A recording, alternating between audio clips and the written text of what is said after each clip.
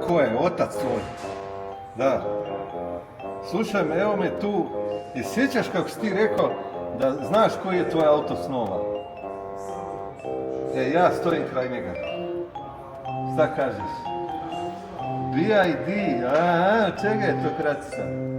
Build your dreams, sad sam saznao. Šta kažeš, hoćemo da ti riješimo taj tvoj prvi auto, brate dragi, da imaš fino kola, odeš do škole, dobro znam da ne ideš više u školu, nego da imaš za po gradu, Može, tata će to uzeti, čekaj da vidim. Znaš šta je ovo?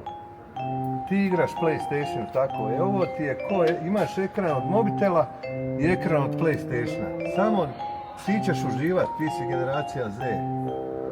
Vidi, samo što ne priča, u stvari i priča sa mnom, samo ja ne znam kako. Da, hoće tata uzeti sinu svome, nema veze, ja ću tebe potpisat, to ti nije velika rata, šta ti može biti rata? Par 100 eura, nije ti to puno. Ti, pa ne, a šta bi ja plaćao, pa vidi ga. Ja ću se potpisat ko otac, a ti preuzmi rate, jel dogovoreno? Ajde si, nemoj se derat, ajde si živio.